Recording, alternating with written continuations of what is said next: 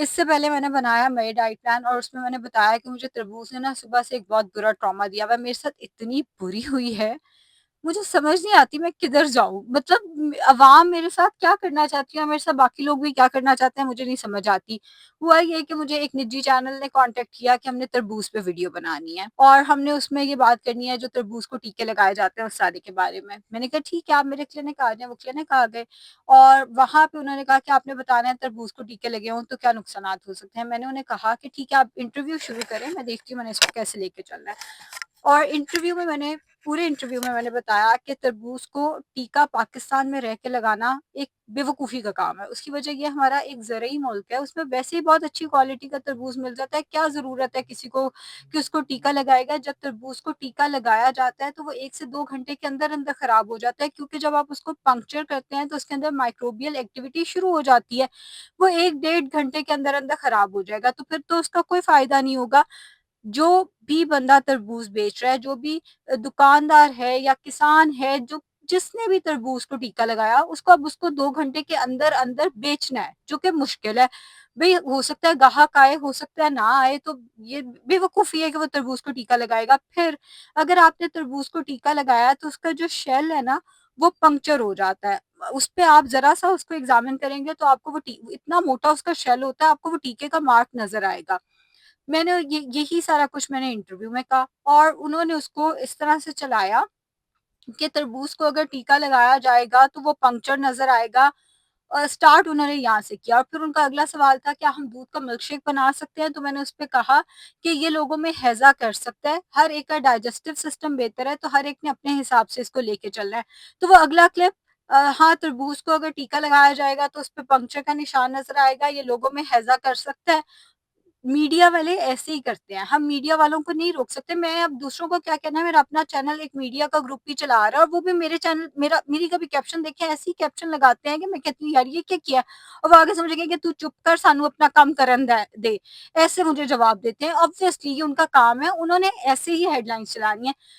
हमें चाहिए कि हम पूरी बात तो सुन लें। जो जिस न्यूज़ की मैं बात कर रही हूँ या जिस चंक की मैं बात कर रही हूँ, उसमें उन्होंने उसके बाद पूरा चलाया। स्टार्ट उन्होंने यहाँ से किया, उसके बाद उन्होंने अस्सलाम वालेकुम, हमारे साथ आयशा नासिर मौजूद हैं, हमें बताएँगी तो उसके बाद पूरी उन्होंने बात सुनाई है आपको। लेकिन लोगों ने वो 3 सेकंड, 4 सेकंड का सुना कि तरबूज को पंक्चर किया जाता है और मैं सुबह से गालियाँ खा रही हूँ कि मैंने फिर तरबूज बेचने वालों के खिलाफ एक कैंपेन की है, मैंने ये किया, मैंने ऐसा कुछ नहीं किया। मैं तो खुद कह रही हूँ, कोई बेवकूफ होगा जो तरबूज को टीका लगाएगा। तरबूज को टीका लगाने का 1 डेढ़ घंटे के अंदर-अंदर तरबूज ने खराब हो जाना है। दूसरी बात ये है कि तरबूज को आप वहाँ टीका लगाओ, समझ आती है, चलो जी दिमाग ज़रा थोड़ा-सा काम करता है, जहाँ पे तरबूज की अच्छी क्वालिटी का अवेलेबल ही नहीं है। पाकिस्तान में तो इतना अच्छा क्वालिटी का तरबूज अवेलेबल है, किसी को क्या ज़रूरत है वो उसको टीके लगा-लगा के दे। उसमें मैंने एक और भी बात की है, वो भी मैं आप लोगों से कर दूँ कि हम गलती ये करते हैं, हम तरबूज को लेकर वो जो बाहर जब हम खरीदने जाते हैं, हम उसको लगवाते हैं कट। आपने छुरी जब उसके अंदर चलाई, वो छुरी समेत सारा का सारा गंद उसके अंदर चला गया, वो बुरा है, वो कंटामिनेटेड है, वो सेहत के लिए बहुत ही बुरा है। और फिर जब आपने उसको कट लगा के रख दिया, अब ये जी लाल तरबूज है, ये पड़ा है, उसके अंदर भी माइक्रोबियल एक्टिविटी शुरू हो जाती है, उसको भी फौरन फ्रीज करना या उसको फौरन से बेचना जरूरी होता है। हम एक तरबूज को कट लगाते हैं, हमें नहीं पसंद आया, वो वहीं पड़ा है, अगले को कट लगाया, वो करते करते 3-4 तरबूज ऐसे होते हैं जिनको पहले से कट लगा होता है। एक तो कट नहीं लगवाना, घर आके उसको अच्छे से वॉश करना है, उसके बाद उसको साफ छुरी से काटना है और जब आपने एक दफा काट लिया, फिर या तो आपने उसको फ्रिज में रखना है, फिर उसको बाहर गर्मी में नहीं रखना। मैं बिल्कुल इस चीज को एंडोर्स नहीं करती कि पाकिस्तान में तरबूज को टीके लगे हुए होते हैं।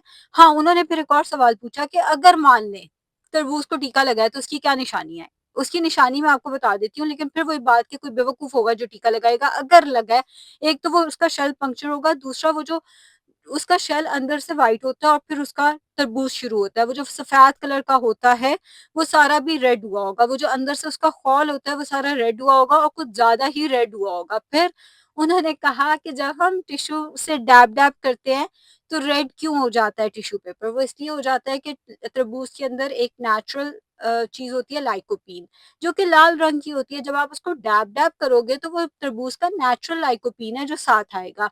अगर उसको टीका लगा होगा तो वो ज्यादा लाल लाइकोपीन आ सकता है। फिर वही बात कि अगेन पाकिस्तान में कोई बेवकूफ़ी होगा जो टीका लगाएगा। हाँ, अगर उसको टीका लग गया, चलें फ़र्ज़ कर लिया, तो फिर वो जो पिंकिश कलर का लाइकोपीन आता है, वो ज़रा ब्राइट रेड कलर का हो जाएगा, सो एंड सो। लेकिन मेरा नहीं मानना कि पाकिस्तान में तरबूज को टीके लगाए जाते हैं। मेरा बिल्कुल इस बात पे बिलीफ ही नहीं है। अब मुझे उस ग्रुप ने गालियाँ देने लग जाना है जो कहता है कि नहीं जी तरबूज को टीके लगते हैं। मैं नहीं मानती इस चीज़ को। चलें दे लें आप लोग गालियाँ, लेकिन मैंने बिल्कुल ना मुझे ये है कि भई मैं किसी की रोज़ी-रोटी पे हाथ मारूँ, ना मुझे इस तरह का शौक है, ना मैं इन कंट्रोवर्सीज़ में पड़ती हूँ भई। मैं कभी भी आप देखेंगे कोई आपस में कोई इनफैक्ट मेरी वीडियो के ऊपर भी कमेंट करे ना कि ये मिसगाइड कर रही है, कोई न्यूट्रिशनिस्ट, या मैं लड़ाइयों में नहीं पड़ती। मैं अपना काम करती हूँ, मुझे कंट्रोवर्सीज़ में आने का कोई शौक नहीं है। ये वाले काम मेरे साथ ना किया करें कि आधी वीडियो देखी, इतना सा चंक देखा और उसपे मुझे वो गालियाँ गालियाँ फरमाई जिसकी कोई इंतहा नहीं है। अपने पेशेंट्स मैसेजेस कर रहे हैं, हमें आपने तरबूज लिख के दिया, लेकिन आपकी तो वीडियो आई है कि तरबूज को टीके लगे होते हैं, नहीं लगे हुए होते। भाई पूरी वीडियो तो देख लो। पिछले दिनों मेरी एक वीडियो इसी तरह चल रही थी, मैंने कहा चावल मना है। अब वो पीछे वाली एक जो स्टोरी चल रही थी उस वीडियो में, वो बात ये स्टार्ट हुई हुई थी कि अगर आपकी अनकंट्रोल्ड डायबिटीज है तो चावल नहीं लेने चाहिए। अब मैंने कहा चावल नहीं लेने चाहिए, वहां से चंक काटा। ये न्यूट्रिशनिस्ट हैं, ये मोहतरमा कहती हैं कि चावल नहीं लेने चाहिए। सुन लो, चले ठीक है, बाकी लोगों ने तो अपना कंटेंट चलाना है, वो तो ऐसे ही कर रहे हैं। आप लोग तो कोई अकल कर लें, आप लोग तो देख लें कि कोई पीछे बात हुई है, कोई कुछ बात की कंटिन्यूटी होती है। अगर इतना सा चंक आपको कोई दिखा के कहे कि ये कहती हैं कि चावल नहीं लेने चाहिए, मान नहीं जाते होते, वो वीडियो पूरी देख लें, मैं उसमें क्या कह रही हूँ। बाकी बेचारों ने भी तो अपना रोजगार चलाना है, वो तो चलें करेंगे ही, उनको तो मैं रोक ही नहीं सकती। आप लोग तो कोई ख्याल कर लिया करें। शुक्रिया।